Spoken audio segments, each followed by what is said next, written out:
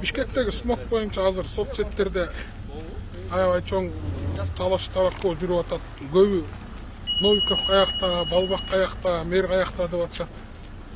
Урматтуу шаардыктар, биздин келгенибизге бир айдан ашып калды. Мына жаңы жыл келди, баарыңыздарды биринчиден жаңы жылыңыздар менен куттуктайм.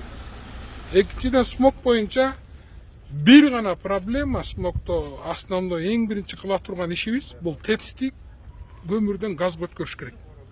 Ошондо бир 50-60% токтойт. Анан Бишкек шаары өзүнүн 22 котельныйын газга өткөрөбүз. 22ге жакын мектеп бар, аны газга өткөрөбүз. Ошондо эмдиги жылы боло турган смогту ушун менен токтото алабыз. Бул боло турган гана нерсе, чындык. Башка экинчи жолу бул кара кечеден келген көмүрдү токтотобуз. Ушул эки жол менен эмдиги жылкы келе турган смогту токтото алабыз. Азыркы убакта ТЭЦти да келген кара кечеден келген көмүрдү токтото албайбыз. Бул реалдуу нерсе эмес.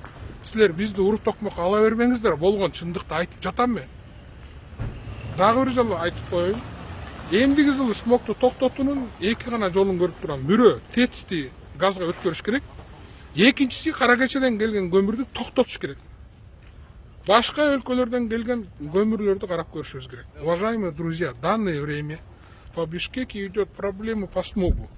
Первый, это надо в срочном порядке ТЭЦ перевести на газ. Газовое отопление.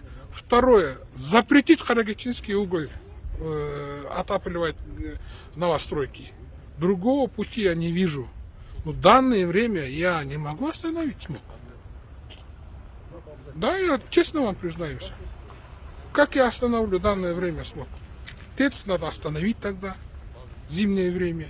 Надо тогда запретить новостройкам уголь топить. Но они же купили уже карагичинский уголь. Есть и другие методы можно сделать.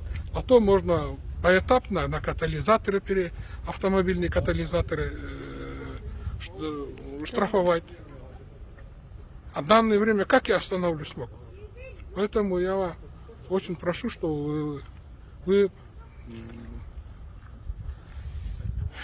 поддержали нас, наши идеи. Надо обратиться к правительству, чтобы они нашли дорогу поменять угольное отопление на газовое отопление ТЭЦ и запретить карагичинский уголь возить в город Бишкек.